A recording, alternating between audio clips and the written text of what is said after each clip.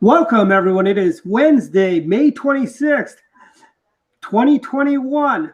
Welcome back to Direct Line. Our hosts, Mark Unkefer and Jackie Saxton. Our special guest is American diplomat and businesswoman Bonnie Glick.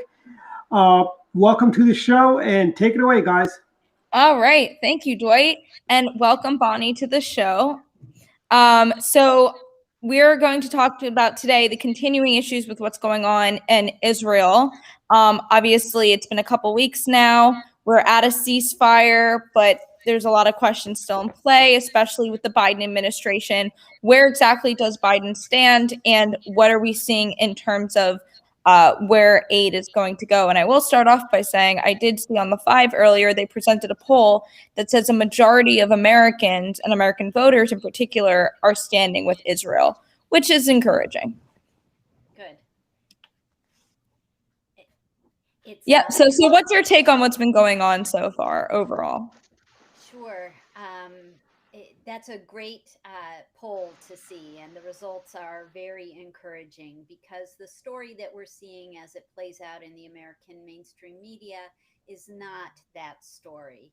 And the story instead that we're seeing in the mainstream media, as well as from people on the progressive left, members of Congress, even Democrat members of Congress, they're playing this out as if Israel was somehow an aggressor in this most recent war.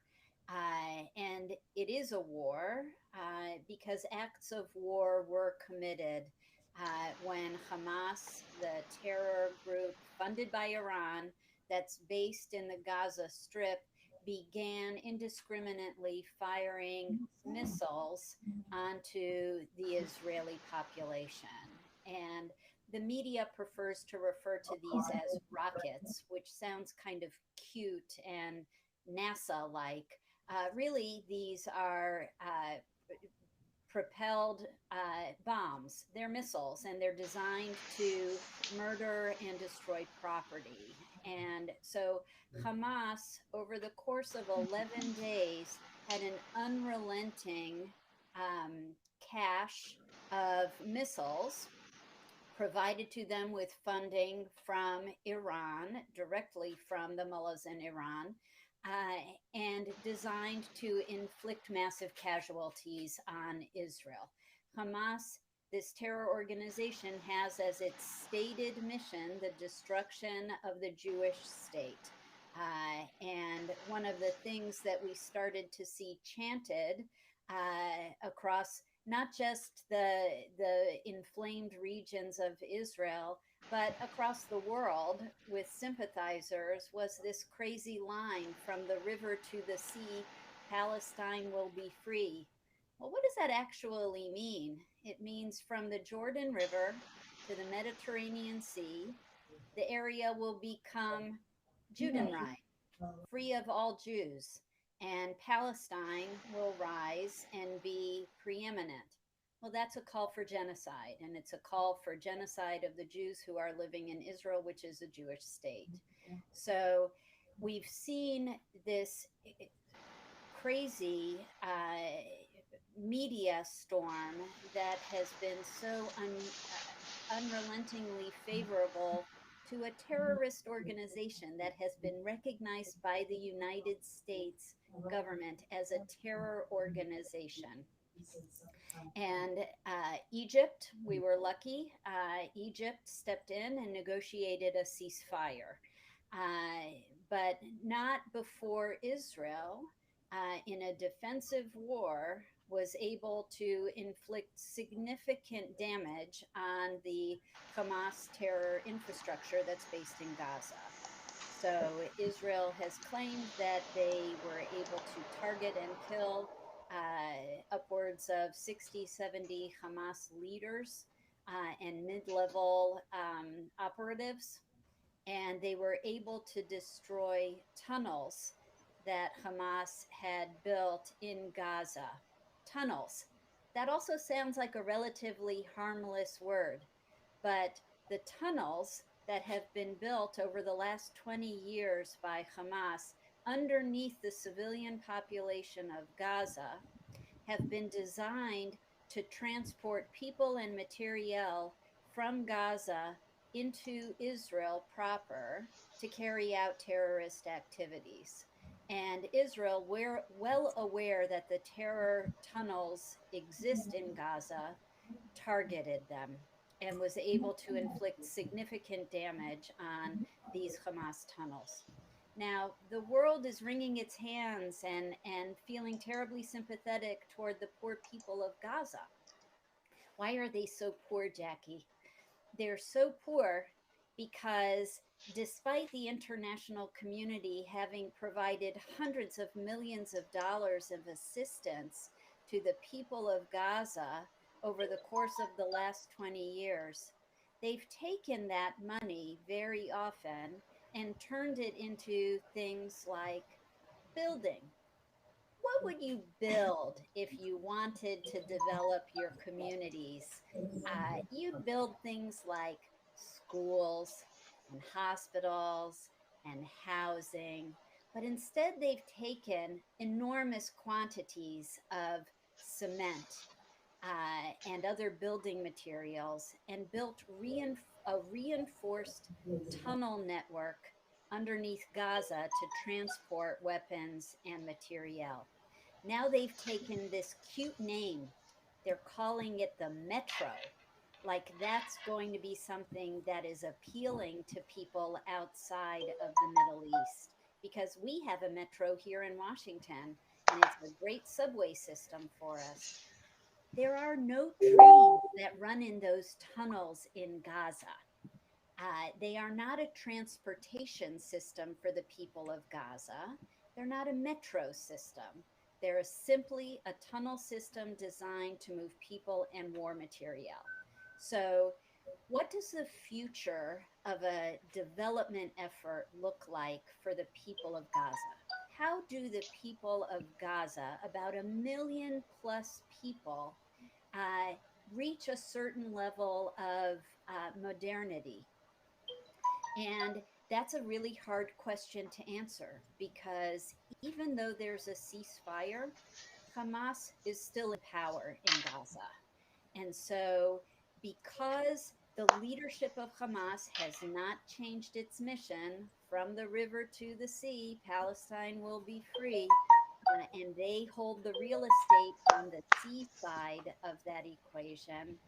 Hamas is not inclined to accept that international donors and their largesse are designed to help the people, the civilian population, and not the terror infrastructure.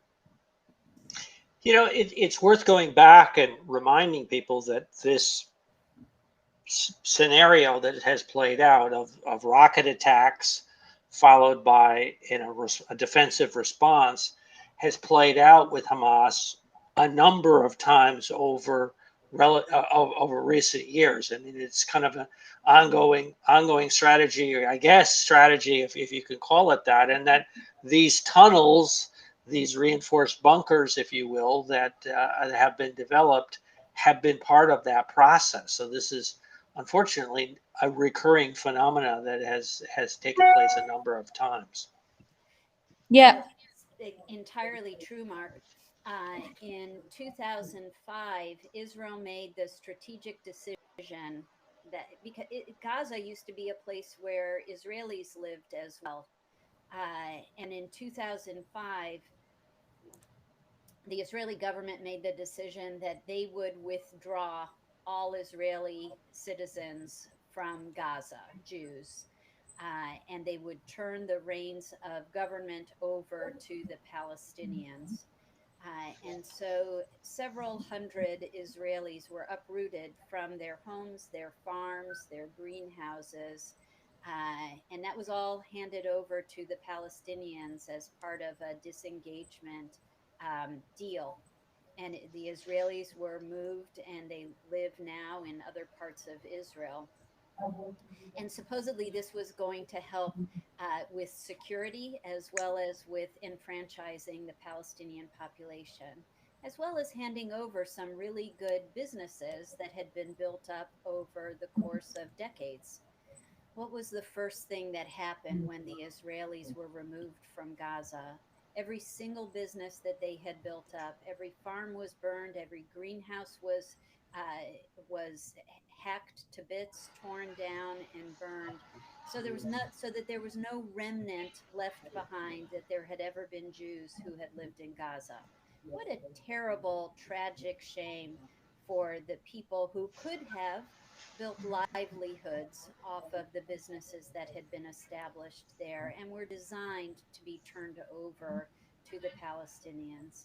Instead, it was this wholesale effort to erase that there had ever been a Jewish presence there. That was in 2005.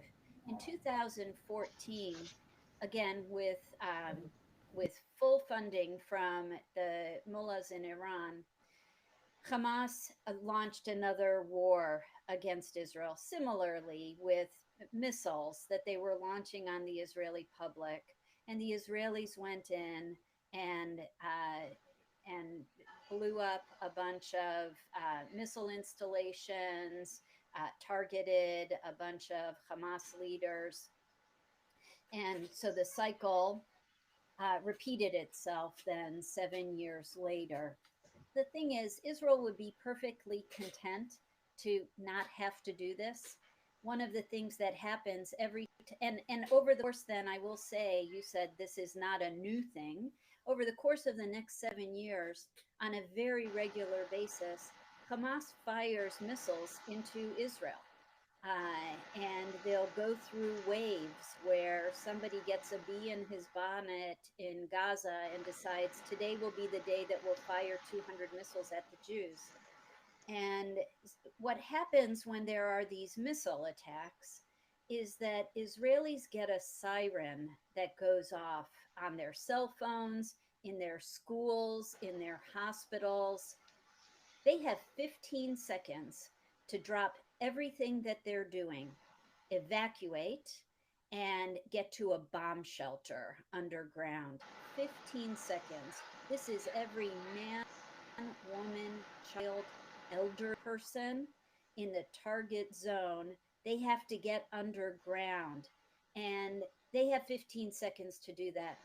I don't know about you, but it takes me 15 seconds just to look inside the refrigerator to see what I want to have for a snack. I can't do anything in 15 seconds, let alone run to save my life, gather up my children or my older parents, and make sure that everybody's safe.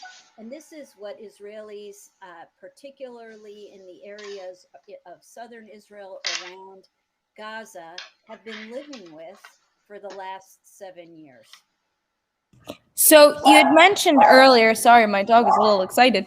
You had mentioned a little bit earlier about how funding and aid that is meant to go to the purely innocent people living in Gaza has been intercepted by Hamas to build their tunnels and things of that nature.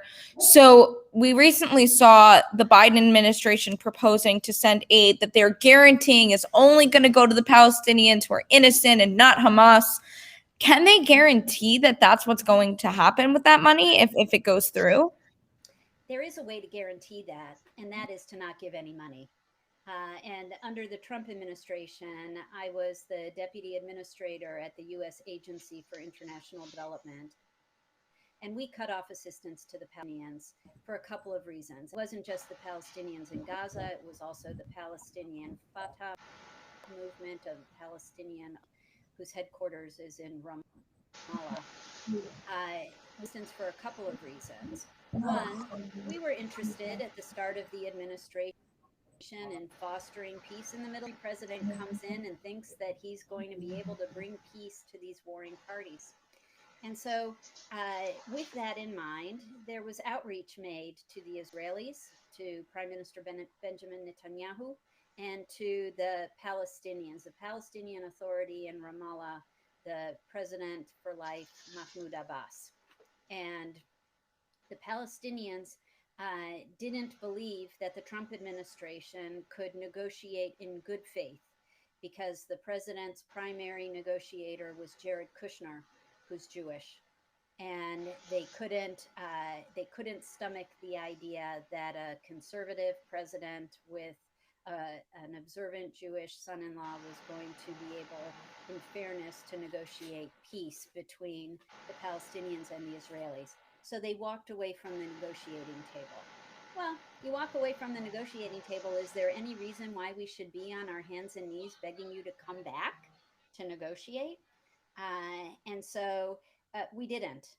Traditionally, American presidents, both parties, would go back to the Palestinians and say, what can we offer to you to get you to come to the negotiating table to discuss endlessly making peace with your Jewish neighbors? And so, cost benefit analysis, President Trump was all about making deals that make sense to all parties. And he decided, you know what, we're not going to deal with the Palestinians. You know who else decided that? Congress decided that.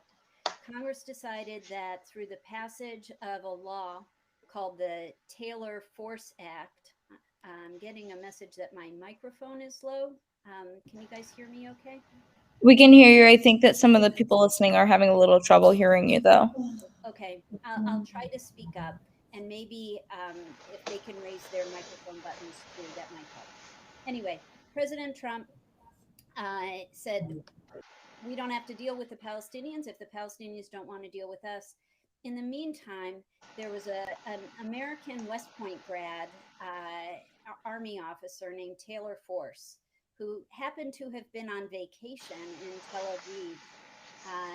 And he was murdered by Palestinian terrorists. And because they thought he was Jewish. He had a beard.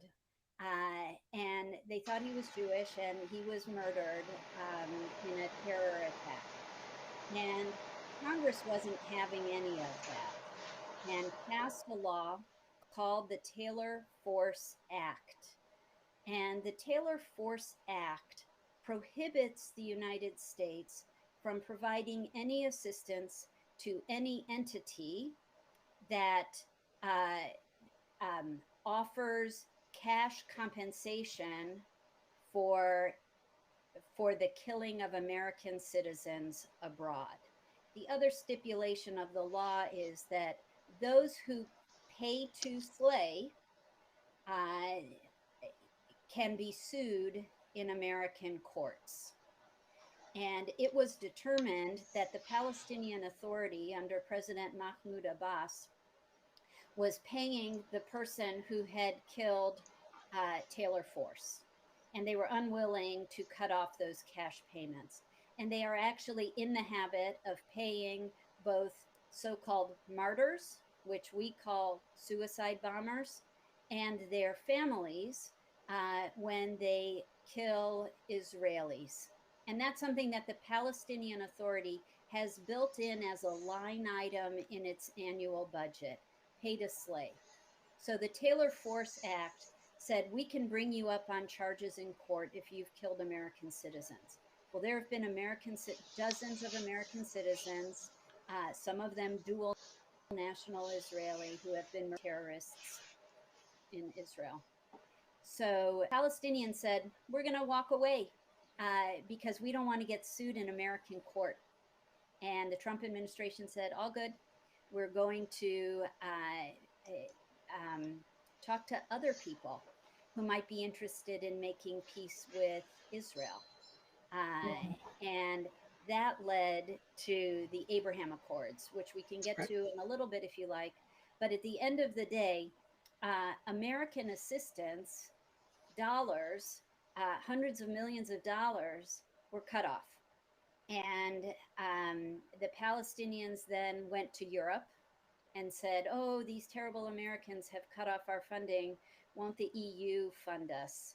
And so they found donors from the EU who would continue to offer financial assistance for development efforts to help the Palestinian people.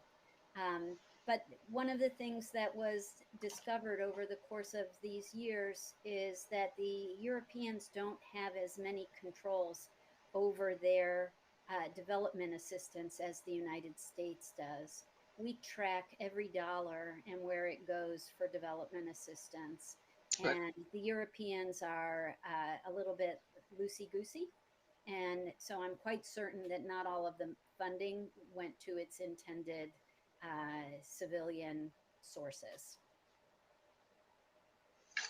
Well, let's talk about the Abraham Accords, because that's obviously a signature initiative on the part of the Trump administration. And also sort of describe that first, but also what are the prospects for it under the Biden administration? So that, Mark, that's a great question, and it'll be interesting to watch and see under the Trump administration. One of the key victories, foreign policy successes of the administration was something called the Abraham Accords, which was a signing on the White House lawn of normalization of relations between Israel and the United Arab Emirates, as well as between Israel and the Kingdom of Bahrain. And subsequent that was in September of 2020. Subsequently, Sudan and Morocco also signed peace agreements with Israel. And the Biden administration, this was when it was candidate Biden running. He actually said, when he was asked about the Abraham Accords, he said, I can't say anything bad about it. Peace is a net good. And so, whereas I'm running hard against President Trump, he has had this as a major foreign policy success. And when Secretary of State Tony Blinken had his confirmation hearings, he was asked a question about the Abraham Accords, and he said, "Yeah, net good. This was a success. This is something that we want to be able to foster." Fast forward, they've been much more reticent to give credit to the Trump administration for this huge foreign policy success. They focus on the normalization agreements, not the peace agreements, because 3 of the 4 countries were not at war with Israel. The UAE, Bahrain, and Morocco were never in a declared state of war with Israel. Sudan was. It's actually peace with Sudan. But with the other 3 Arab countries, it is technically not a peace agreement because there was no war. It's a normalization agreement. The Bahraini ambassador here in Washington has a very nice way of referring to it. He goes, "Bonnie, they call it the normalization of relations. It's really the formalization of relations." We already had very good relations with the Israelis. There were quiet conversations over the course of many years between our 2 countries. And this was merely a document signed to formalize the already very good relations. Morocco is a very interesting case. 1 out of every 7 Israelis is of Moroccan descent. When Israel became independent in 1948, the people listening may remember from their history books, when Israel became an independent country, all of the Arab countries around it expelled their significant Jewish populations. Hundreds of thousands of Jews, for example, were expelled from Iraq and from Iran. And Morocco expelled most Jews, but somehow there remains today a community of around 40,000 Jews in Morocco. And as Dwight notes in the chat, they also invaded Israel. And so the Abraham Accords are really just a formalization of already good relations. But what does that mean on the ground? Well, I would tell you that prior to this Gaza war, it meant a lot.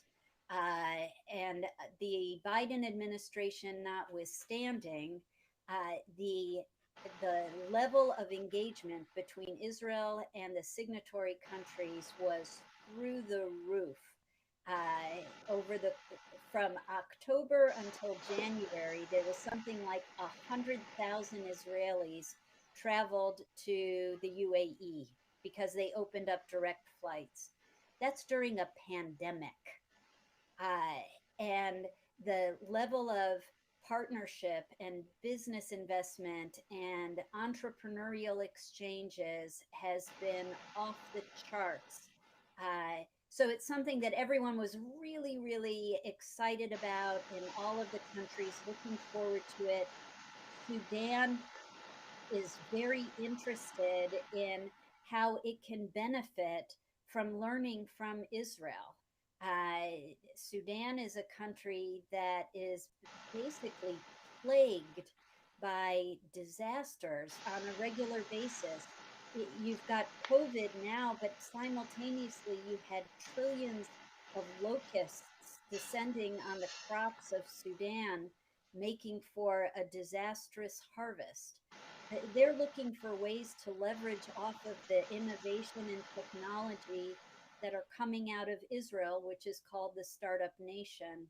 They're looking at ways to partner with Israel and the UAE and Bahrain to do development projects to help the people of Sudan. I was in Bahrain in October of 2020, and there was a news broadcast. It was right when Sudan had announced that it was joining the Abraham Accords.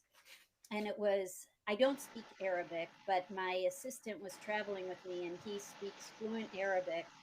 And he told me that he watched an interview on Bahraini TV with a Bahraini newscaster, a Sudanese minister from the government, and a Palestinian professor from NYU in the United States. And the Palestinian professor was just yelling at this Sudanese government minister about betraying the cause and betraying the brotherhood and betraying the battle. And this Sudanese minister very matter-of-factly said, "We were with you, Palestinians, with the PLO in the trenches since the 1960s. And what did we get for that? We got listed as a state sponsor of terror. We were on everybody's blacklist. And now we've made a decision as a government to act for our people in the interest of the Sudanese people, to help Sudan and to advance Sudan."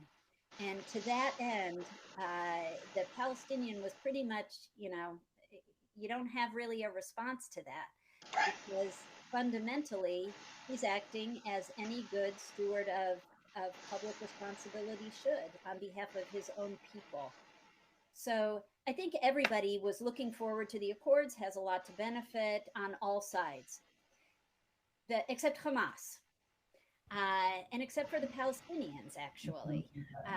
During the course of COVID, the United Arab Emirates has sent 2 plane loads of assistance to the Palestinians.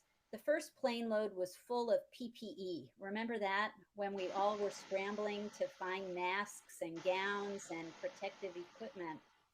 And the UAE sent a plane load of PPE to Ben Gurion Airport in Israel to be transferred to the Palestinians. And the Palestinians turned it around and sent it back to the UAE and said, "We don't want your stinking PPE. You made peace with the Jews." And so the UAE returned their aircraft full of assistance. They did it again with treatments for COVID. They sent a plane load of assistance full of treatments as well as humanitarian assistance to the Palestinians. And the Palestinians again turned the plane around and sent it back to the UAE. So the Palestinians have a lot to lose, they perceive, from the Abraham Accords, because it diverts attention from their cause and from them being the darling of the international left. It also shows that not everyone hates Israel the way the Palestinians want you to believe, that there are sovereign governments, wealthy governments, successful countries that want to normalize their relations with Israel. That's part of the reason that Hamas launched this war. They launched the war because they want to distract the world's attention from the success of the Abraham Accords. They want to draw the Biden administration back into the morass of begging the Palestinians to come back to the negotiating table to make peace with Israel. And they're assured by the progressive left that their needs will be met, whatever those needs are. And the progressive left tells their story and maintains the mantra that the Jews are the aggressors because how could it be anything else? They had so many fewer casualties than the Palestinians. Let's talk about those casualties for a second. Israel has invested over the last decades in defensive military technology. And one of the things some of us will remember goes back to the time of Ronald Reagan, where he talked about a strategic defense initiative to protect against ICBMs, intercontinental ballistic missiles, potentially fired from the Soviet Union. Well, he never got it funded, and everyone made jokes about it, called it Star Wars. Well, the Israelis invented it, and they call it Iron Dome.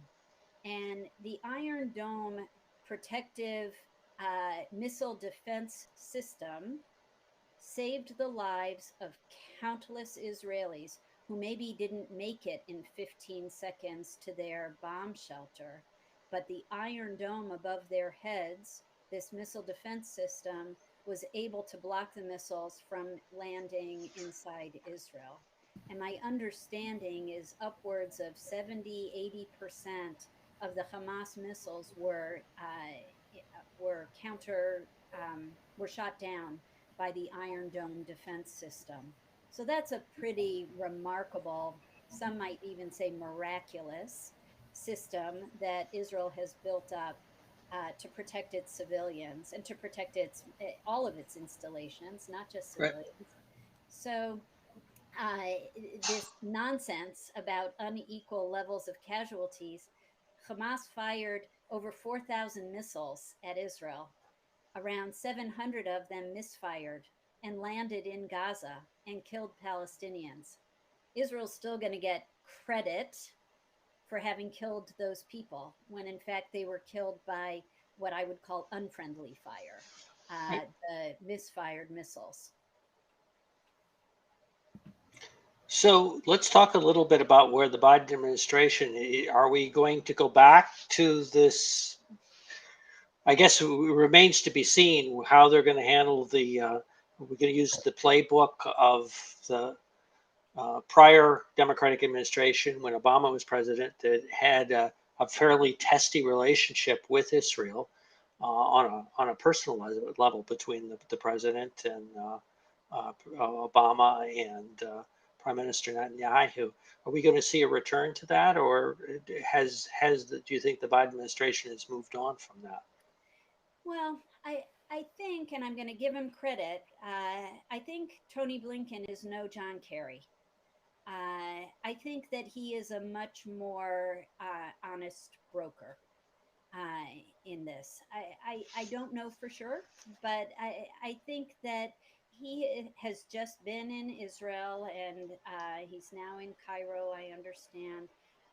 And he's trying to get a sense of the lay of the land. John Kerry is busy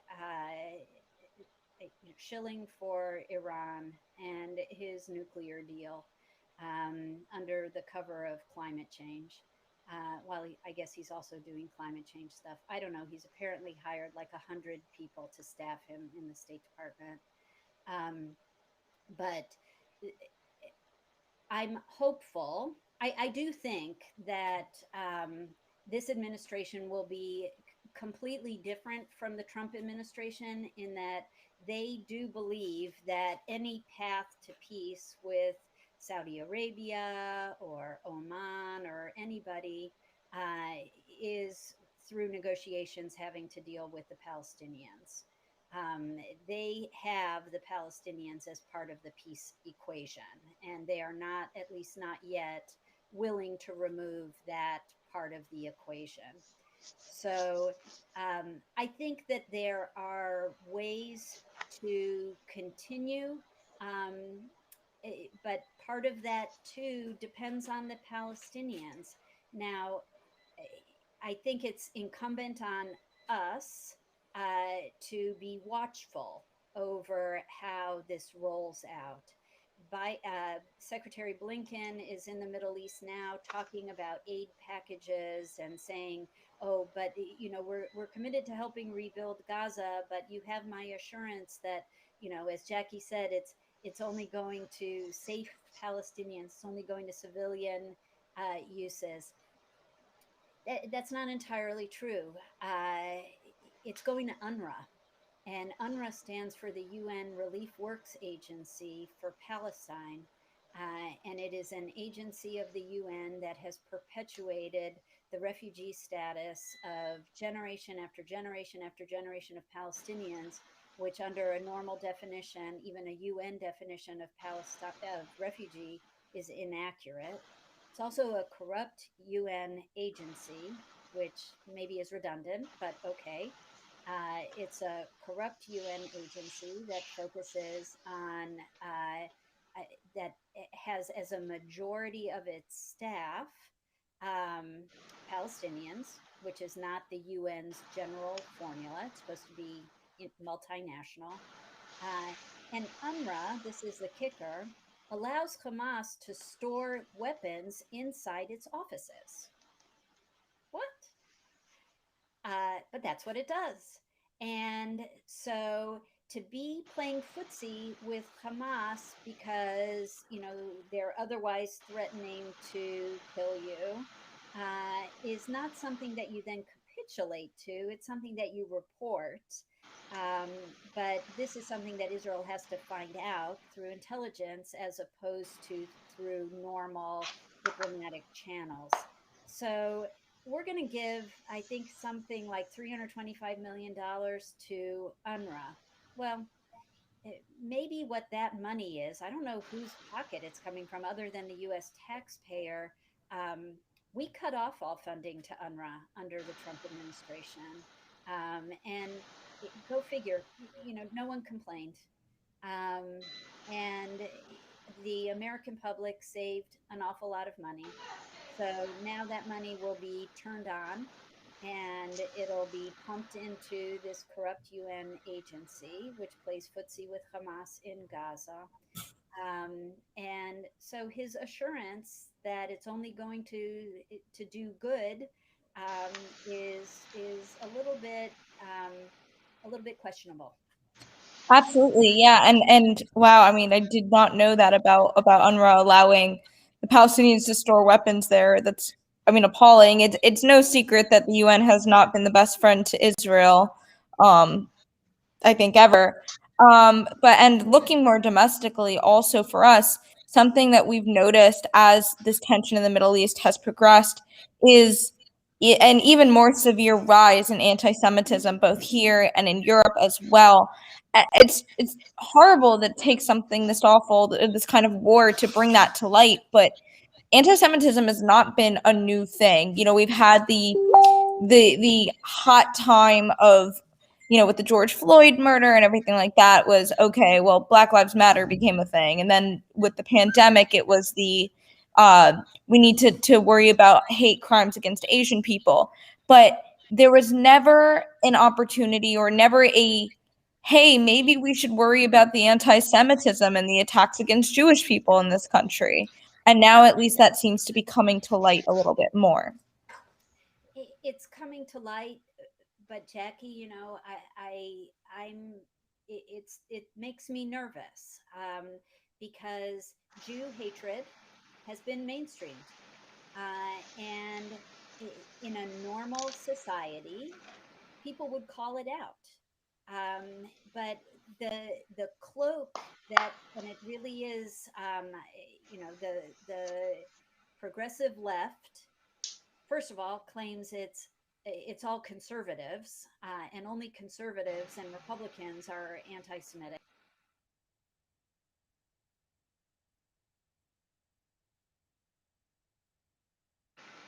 Israel, but the progressive left feels like they can get away with saying, we're not anti-Semitic, we're just anti-Zionist. And so, we have nothing against Jews as people. We just have problems with Zionism. What is Zionism? Zionism is the belief that the Jews have a homeland in Israel. That is all it is. And so saying that you're anti-Zionist means that you are opposed to a Jewish homeland in the state of Israel, which is anathema to being supportive of Jews and saying that Jews are okay, but it's just that Zionist entity that harkens us back to the Protocols of the Elders of Zion, one of the most anti-Semitic publications besides Mein Kampf out there, which perpetuates the myth that Jews killed Christ, that Jews kill children and eat their blood. So it is a toxic environment now, and the violence that has erupted directed toward Jews or toward people who just look Jewish, whatever that means, has been really terrifying. And the fact that very few public officials have come out publicly and condemned it is the thing that's even more harrowing. So saying that anti-Semitism is wrong shouldn't just be a political slogan. It should be part of one's constitution and DNA. And unfortunately, it isn't these days. And even more concerning is Jewish lawmakers on the left, Bernie Sanders and the like, don't come out and support their own people. Right. I don't know that there have been rallies in which Jews have been physically beaten in Burlington, Vermont.